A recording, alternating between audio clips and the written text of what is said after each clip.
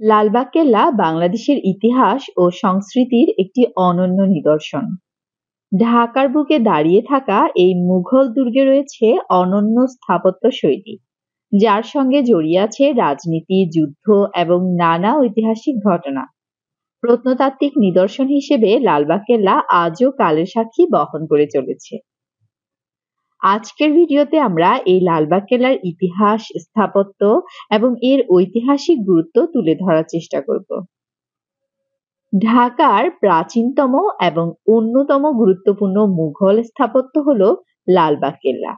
১৬৭৮ সালে মুঘল সম্রাট আওরঙ্গজেবের ছেলে সুবেদার আজম শাহ এই দুর্গের নির্মাণ কাজ শুরু করেন, কিন্তু পরে তিনি দিল্লি চলে যান, এতে কাজ বন্ধ হয়ে যায়।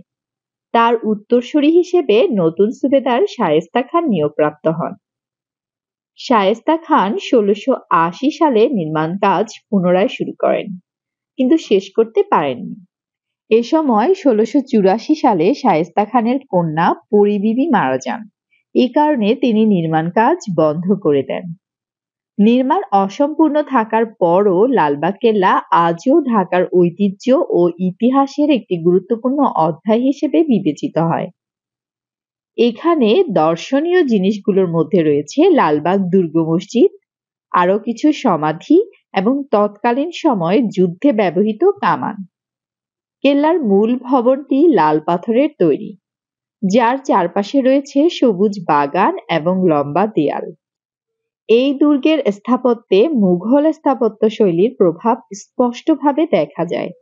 মূল দুর্গের ভেতরে রয়েছে বিস্তীর্ণ উঠান এবং নানা রকম ফোয়ারা, যা একসময় মুঘল আমলে ব্যবহার করা হতো। লালবাগ কেল্লার আরেকটি বিশেষ আকর্ষণ হলো পরী বিবির সমাধি। কথিত আছে শায়েস্তা খানের কন্যা বিবি পরী অল্প বয়সে মারা গেলে তার স্মৃতির প্রতি শ্রদ্ধা জানিয়ে এ সমাধি নির্মাণ করা হয়। এর ভেতরে আছে ৯টি কক্ষ, একটি গম্বুজও আছে, যা আগে সোনার ছিল, এখন সেটি তামা দিয়ে মোড়ানো। সমাধিটির অনন্য স্থাপত্য শৈলী এবং এর চারপাশের পরিবেশ দর্শনার্থীদের মুগ্ধ করে।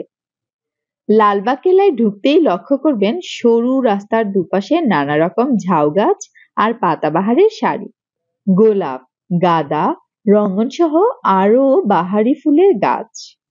এছাড়াও দুর্গের ভেতরে একটি বিশাল দিঘি আছে, যা এখন পানি শূন্য থাকে।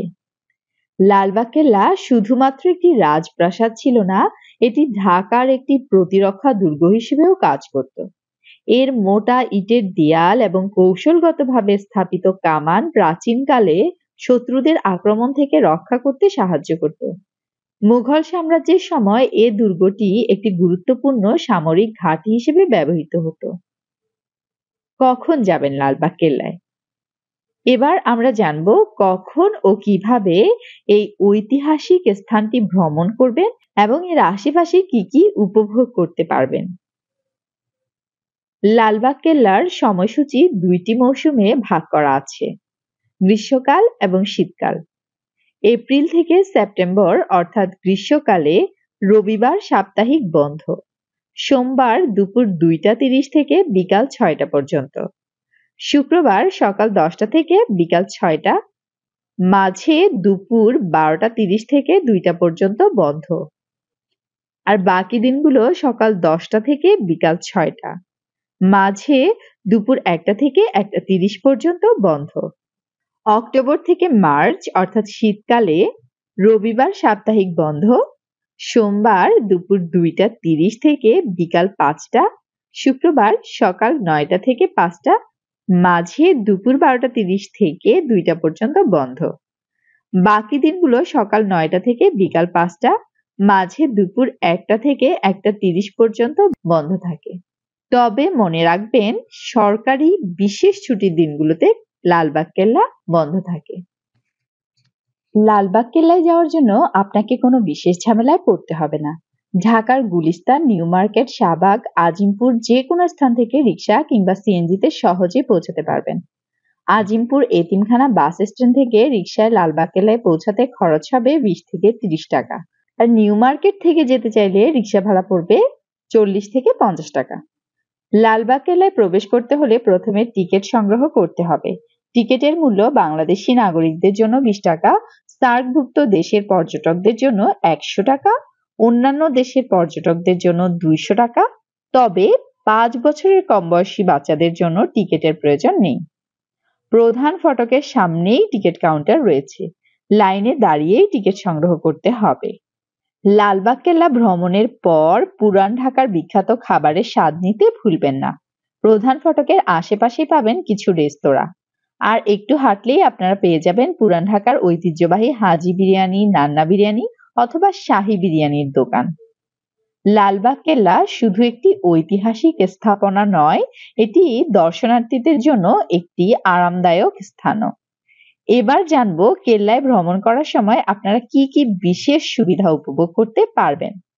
লালবাগ কেল্লায় দর্শনার্থীদের আরাম ও সুবিধার বিষয়টি খুবই গুরুত্বের সঙ্গে বিবেচনা করা হয়েছে। প্রথমত, মায়েদের জন্য রয়েছে বেস্ট ফিডিং এর জন্য আলাদা স্থান, যেখানে মায়েরা ছোট শিশুদের নিয়ে আরামে ও নিরাপদে খাওয়াতে এবং সময় কাটাতে পারবেন। কেল্লার ভিতরে নির্ধারিত স্থানে রয়েছে সুপেয় পানি সরবরাহের জন্য বিশুদ্ধ পানির ফিল্টার, যা ভ্রমণকালে আপনার পানির চাহিদা পূরণ করবে। এছাড়া এখানে পুরুষ ও মহিলাদের জন্য আলাদা আলাদা টয়লেটের সুন্দর ব্যবস্থা রয়েছে, যা আপনার ভ্রমণকে আরো স্বাচ্ছন্দ্যময় করবে।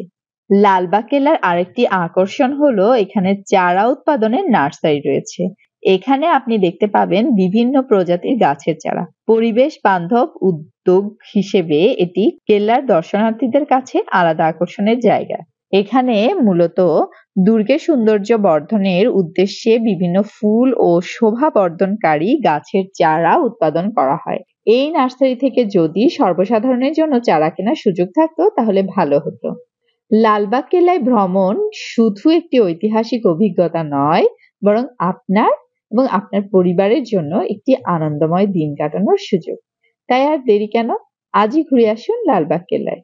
যদিও লালবাগ কেল্লা সুন্দরভাবে সংরক্ষণ করা হয়েছে, তবে কিছু অংশ এখনো পুনর্গঠনের প্রয়োজন রয়েছে।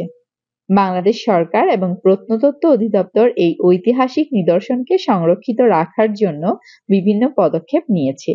লালবাগ কেল্লা ঢাকার অন্যতম পর্যটন আকর্ষণ এবং শিক্ষা ও ইতিহাস প্রেমীদের জন্য অবশ্য একটি দর্শনীয় স্থান। প্রতিদিনই বহু দর্শনার্থী এখানে ভিড় জমান। তবে সরকারি পৃষ্ঠপোষকতা ও আরো সুপরিকল্পিত হলে এটি দেশি বিদেশি পর্যটকদের আরো বেশি কাছে টানতে সক্ষম হবে। লালবাগ কেল্লা শুধু একটি প্রাচীন স্থাপত্য নয়, এটি ঢাকার ইতিহাস ও ঐতিহ্যের একটি জ্বলন্ত সাক্ষী।